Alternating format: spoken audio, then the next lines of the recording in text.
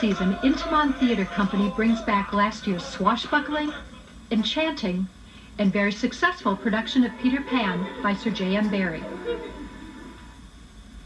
Hi, I'm Marianne Wallner, here on the set of Peter Pan. This time on KCTS Current, we're going to take a look at Intiman's magical production of the story about the boy who never would grow up. It's been an annual holiday classic in London ever since its first production in 1904. And last year, Liz Huddle, who was Intiman's artistic director, along with managing director Peter Davis, decided to begin a tradition here in Seattle as well. We wanted to have a presence at Christmas, to the holidays, more importantly the holidays. And we very much wanted to do a show that would appeal to the entire family, appeal to grandparents, parents, and kids. The inspiration was standing out in front of the theater and watching kids go to the Nutcracker and to see kids dressed to the nines with their parents and their grandparents. And Liz and I stood there and said, but we want them to come here too. So. Bicarbonate of soda, no! Not even a... Peter Pan is a Victorian melodrama complete with all the romantic whimsies of childhood. Pirates, fairies, a menacing crocodile, a despicable villain, and characters who know how to fly.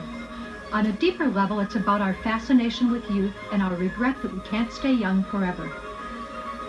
What we want to happen is that the teddy bear biz over on this side is kind of well advanced.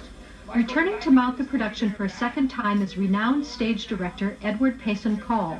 Call has directed productions at America's most prestigious regional theaters, and while he may be best known for his staging of the classics, he feels a special connection with the story of Peter Pan. Then make a rush to the rail, okay? Let's try that. If there's any reason why I'm particularly good at this play, it's because I think it brings out the best in me and sort of plays to my strength. I have a very big background in classical theater, and there's a lot of kind of Victorian theatricality in Peter Pan. I think I'm rather good with the humorous and the fantastic. And lately, I have been working with young people a lot, and I think, there are like 12 young kids, really, in Peter Pan. So I think it brings out the best of what I have to offer. I think of myself essentially as a storyteller. All I want to do is tell a good story well, and Peter Pan is a fabulous story to be allowed to tell. Quiet! Animal characters are a colorful highlight of the production.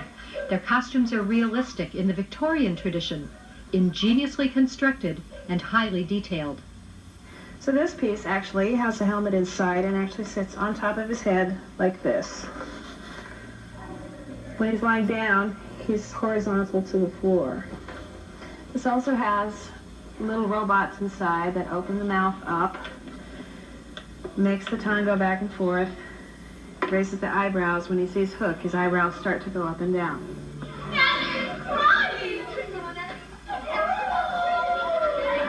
Nana, the lovable Saint Bernard, who is also the children's nanny, presented challenges for both artisan and actor. There is a very limited line of vision, one through the mouth if it's open, but more than that is through these holes here.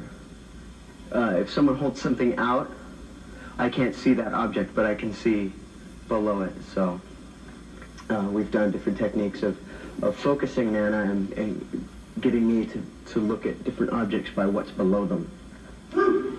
Everyone loves Nana, and that's the joy of doing her, is that I can bring her to life and have this mask really do what the designer, designed her to do, and that is to bring the joy that Nana is in this play.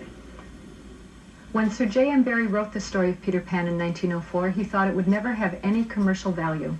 One critic said that Barrie had written the story to please his dreamy self. Well, this production is sure to please the dreamy side of children and grown-ups alike. It'll be playing here at Intiman through January 2nd. Oh, and you may want to leave the upstairs window open tonight. You never know who might be flying by.